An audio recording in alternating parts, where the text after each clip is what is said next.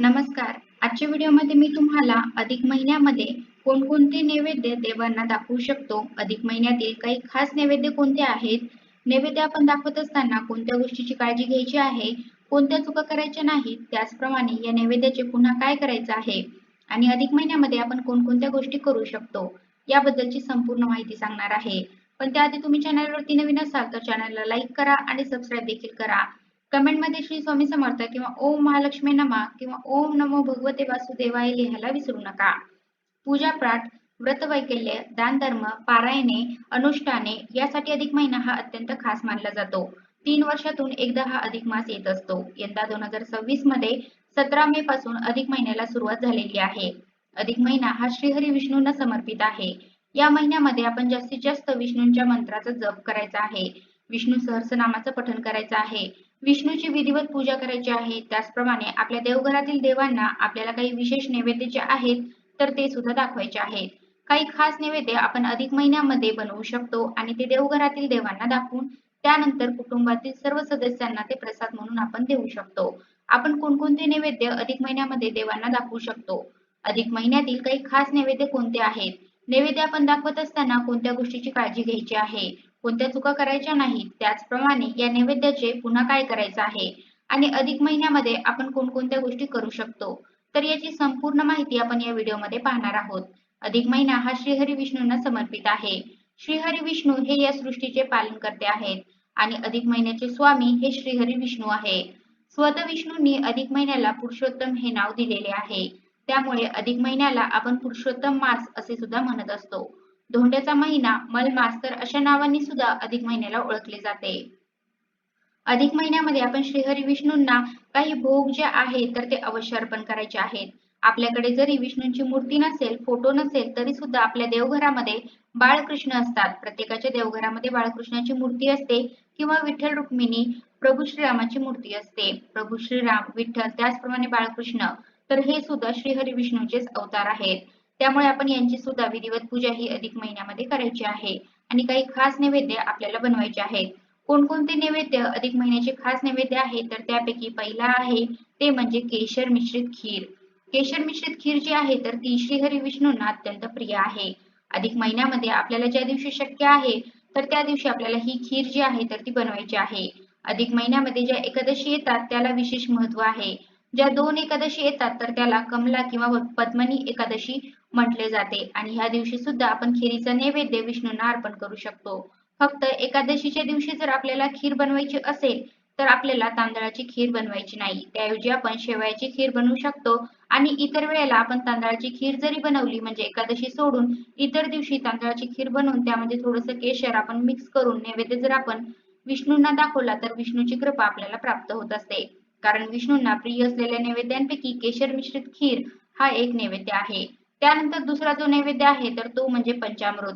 पंचामृताचा सुद्धा आपण नैवेद्य दाखवू शकतो. जरी आपल्याला काही करणे शक्य झाले नाही तरी सुद्धा आपण गाईचं दूध घ्यायचं आहे, दही घ्यायचं आहे, तूप, मध आणि साखर तर हे सर्व पदार्थ मिक्स करून पंचामृत बनवायचं आहे आणि आपल्या देवघरातील देवांना हा नैवेद्य दाखवायचा आहे. त्याचप्रमाणे आपण जेव्हा नैवेद्य दाखवतो त्यावेळेला त्या नैवेद्यावरती तुळशी पत्र आवर्जून ठेवायचं आहे. जेव्हा आपण विष्णूंना नैवेद्य दाखवतो तर विष्णू तुळशीशिवाय नैवेद्य स्वीकारत नाही. त्यामुळे विष्णूंना जो नैवेद्य आपण अर्पण करतो त्यावरती तुळस जी आहे तर ती ठेवायचीच आहे. परंतु जेव्हा आपण गणपती बाप्पांना नैवेद्य दाखवतो त्यावेळेला मात्र तुळस जी आहे तर ती ठेवायची नाही. तसेच पुरणपोळीचा जो नैवेद्य आहे तर तो सुद्धा आपण अधिक महिन्यामध्ये करू शकतो. खास करून अधिक महिन्याची जी पौर्णिमा आहे ही पौर्णिमा 3 वर्षातून एकदा येते. पौर्णिमा तिथी ही माता लक्ष्मी आणि आपल्या कुलदेवीला सुद्धा समर्पित असते. त्यामुळे पुरणपोळीचा नैवेद्य आपण अधिक महिन्यातील पौर्णिमेला आवर्जून बनवू शकतो आणि देवघरातील देवांना तो दाखवू शकतो. यानंतर आहे तो म्हणजे शिरा. रव्याचा शिरा किंवा बेसनाचा शिरा हा सुद्धा अधिक मासातील खास नैवेद्य आहे.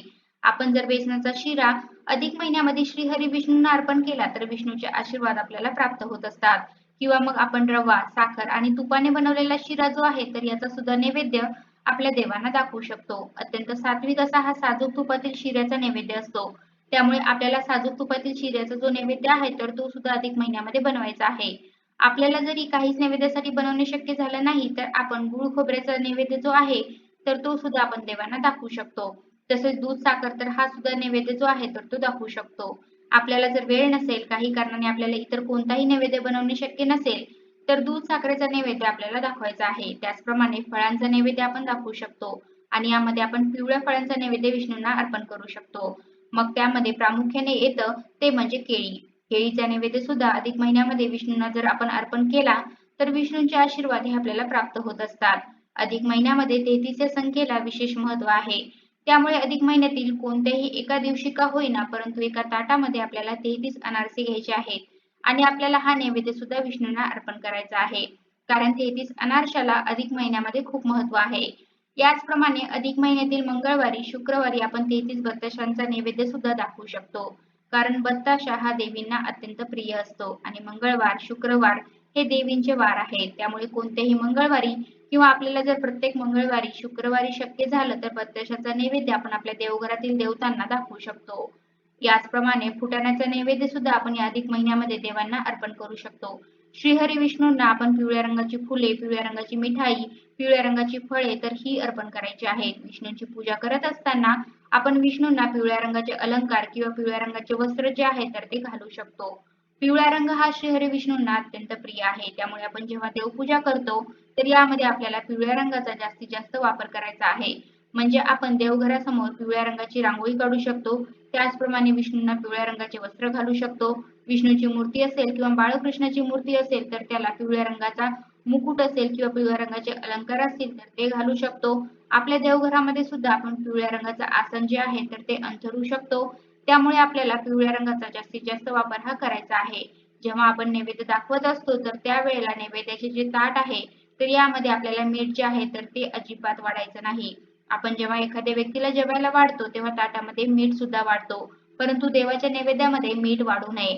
तसेच देवाचा जो नैवेद्य आपण बनवतो तर आपण चपाती भाजी असा नैवेद्य बनवलेला असेल तर त्या भाजीमध्ये कांदा लसणाचा वापर आपल्याला करायचा नाही. नैवेद्य जो आहे तर तो सात्विक असावा. नैवेद्य ठेवताना पाण्याचा आपल्याला चौकोन काढायचा आहे आणि त्यावरती नैवेद्याचं ताट ठेवायचं आहे. नैवेद्याभोवती आपल्याला 3 वेळेला पाणी जे आहे तर ते फिरून घ्यायचं आहे. जेव्हा आपण देवांना नैवेद्य दाखवतो, नैवेद्य ठेवल्यावर दिवा जो आहे तर तो पूर्ण कधीही ओवाळायचा नाही. तर अर्धचंद्राकृती आपल्याला दिवा जो आहे तर तो ओवाळायचा असतो. नैवेद्य देवासमोर 5 ते 10 मिनिटे ठेवायचा आहे आणि त्यानंतर तो उचलायचा आहे. फळे वगैरे ठेवली तर आदल्या दिवशी ठेवलेली फळे दुसऱ्या दिवशी आपण उचलली तरी चालतील. परंतु इतर जेव्हा आपण नैवेद्य ठेवतो 5 ते 10 मिनिटांनी ते ताट उचलायचं आणि तो जो नैवेद्य आहे तर तो घरातील सर्व सदस्यांना प्रसाद म्हणून द्यायचा आहे. बऱ्याच वेळेला आपण आज सकाळी देवपूजा करताना नैवेद्य ठेवतो आणि तो दुसऱ्या दिवशी सकाळी उचलतो आणि फेकून देतो. हे चुकीचे आहे. आपण किती मोठा नैवेद्य देवाला अर्पण केला यापेक्षा सुद्धा जो नैवेद्य आपण देवाला अर्पण करतो, देवाला दाखवतो तो किती श्रद्धेने आणि मनापासून दाखवतो याला महत्त्व आहे. त्यामुळे आपल्याला जो नैवेद्य शक्य आहे तर तो नैवेद्य आपण अधिक महिन्यामध्ये बनवू शकतो आणि तो श्री हरिविष्णूंना आणि देवघरातील देवांना अर्पण करू शकतो.